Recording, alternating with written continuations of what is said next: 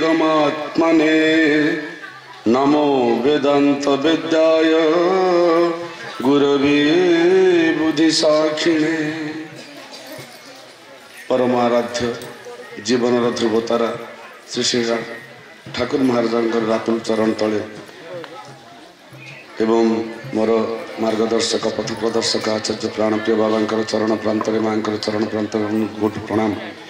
आजिकार ये पुत पावन महिला सभार सभापति हृदय यथाविधि मान्यता एवं उपस्थित थिबा ठाकुरंकर हृदयर पूषा सुखसारी तुल्य समस्त माँ भाई मान हृदय अंतरतम प्रदेश जय गुरु प्रीति संभाषण जय गुरु। समय अतिक्रांत प्राय मुझे देखिली आ मात्र अध घंटा 35 मिनिट अच्छी पुणी वक्ता अच्छा भजन माने संगीत भी गाइबापी 2-3 जन अच्छा मुझे देखी प्रोग्राम देखी तेणु मु तो मझे मझे प्रति संघ को आसी समस्त सहित ये ठाकुर कथार भाग नौ संक्षिप्त 2 पद कही मोर वक्ता को विराम देवी अन्य माने भाग नियंतु। यही वक्तव्य को आसवा पूर्व पहली पाहचरे गोटे कथा मु मागी नौ कही नौ आजिकार यही महिला सभार प्रारंभ रे किछि व्यतिक्रम घटी जो व्यतिक्रम घटी तार दोसर कर्ताई मु प्रथमे ठाकुर चरण प्रांत क्षमा प्रार्थना करुच्ची ठाकुर महिला सभा तरफ माँ मानकर सभा तरफ जो सब त्रुटि घटी जाइए से तरफ मुझे चरण प्रांत क्षमा प्रार्थना करुच्ची।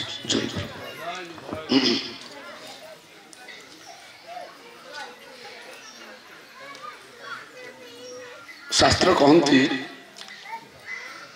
गुरुर्मध्ये स्थिता माता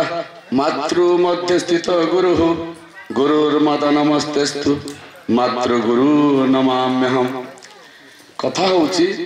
जे गुरुंक भितरे मांकर स्थिति आ मांक भितरे गुरुंकर स्थिति आ माता स्वरूपी गुरुंकु बा गुरु स्वरूपी माता को कोटि कोटि प्रणिपात। जो मांक भितरे विश्व ब्रह्मांडर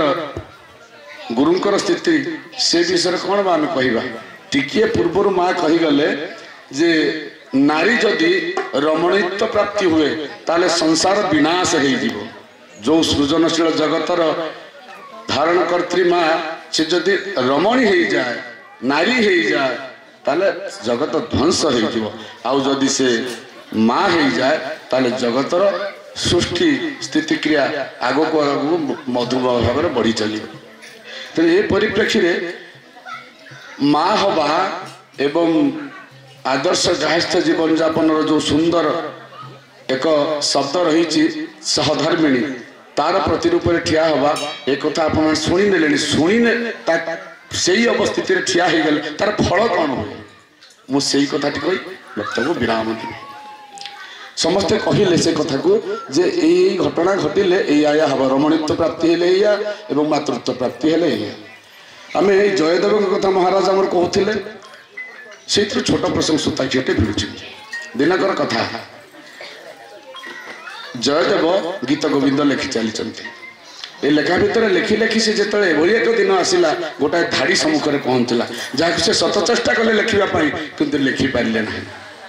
अनेक बार चेष्टा कले प्रत्यह से चेष्टा भितर स्नान को जाती आसती लेखनी धरती किंतु लिखि हुए ना से एभली एक शब्द राशि एभली एक भित्तिभूमि जहाँ को लिखा बड़ा कष्ट थिला। दिने हठात से बाहरी जाइछन्ति स्नान एवं स्नान को बाहरी जीवा समय किछ समय अंतर भितर पद्मावती देखुचंती जे पुणी सब फेरी आसिले एवं फेरी आसिया बेले से धरी नेले बोधे स्नान करी फेरी आसिचंती साଙ୍ଗे साଙ୍ଗे पहुँची गला पर पद्मावती आ भोजन प्रस्तुत से डाकी इत्यवसर से लेखाटी से लिखि लिखिकी माने जो अन्न भोजन जहाँ प्रस्तुति स्नान पर हवा कथा ता पद्मावती सजाड़ी एवं ताकू से ग्रहणांते प्रत्यावर्तन करिसेंती तार पछे पछे खूब क्षीण समय मध्य असल जयदेव प्रवेश कले सी प्रवेश करवसर माँ बड़े सन्देह पड़ जाइए चंचल गले आसी पुणी गले आसिली सब घटना कौन यही समय सन्देह परिवार कारण आप भर आसुथ कहीं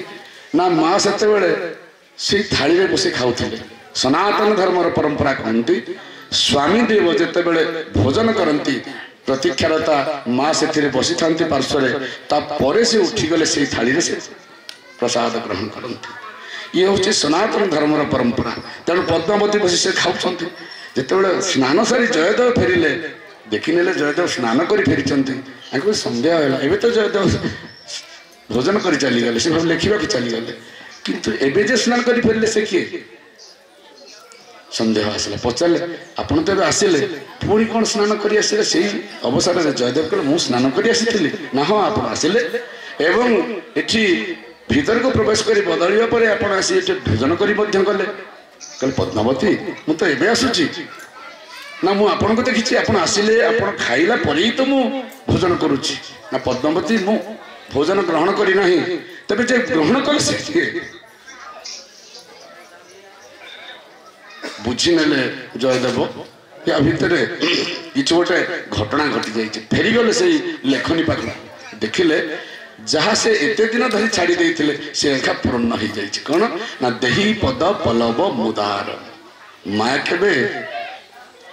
स्वामी हृदय पाद रखिए यही जो कथार अवतरणिका ये कथा आम अन्य समय बुझा केतले बुझा चेष्टा करेंगे से कथा से लिखि पार न तेणु से कथा निजे आसी से लिखिदे फेरी जाए देखीदेला जयदेव पलि आसिले कहले धन्य पद्मावती जहा लेखि लेखि चिंता करी करी मत एते दिन लगिगला दर्शन करने तुम्हें खूब दर्शन तुरंत करनेल सौभाग्यक्रमे कही बसी पड़े से थाली पाखे प्रसाद खायापी पद्मावती कह छी ये उचिष्ट तुम्हें खाइब मु खाई सारे ना सी कहते पद्मावती उचिष्ट कौटी अच्छी ना ये उचिष्ट ना तो उचिष्ट नुहे महाप्रसाद हो सारी जहाँ से ग्रहण कर उचिष्टर कौन सी मात्र लेस चिन्ह वर्ण ना तेणु यह महाप्रसाद हो सारी कहबार उद्देश्य आम मूल ये प्रसंग हटिजा जे जदि नारी धर्म सतीत्व एवं मातृत्व प्रतिष्ठित हुए ताले यही भली अवस्थिति घटे कौन ना सतीत्व आसिले मातृत्व आसिले जेते बेले प्रति स्थिति प्रति चिंता चेतना रे स्वामी को धर्मपत्नी हिसाब से तार सहायता करती सतीत्व को रक्षा कर प्रति सेवा को से जीवन में भरी नियंती सेतेबेले भगवत दर्शन हुए आ जदि जीवन में पति प्रति केवल अनादर आसे तेरे ता भितर भगवत दर्शन कौन जीवन में केवल राक्षस दर्शन ही हुए भगवान को ठारू दूरी जावाक हुए तेणु मोर कहबार उद्देश्य जे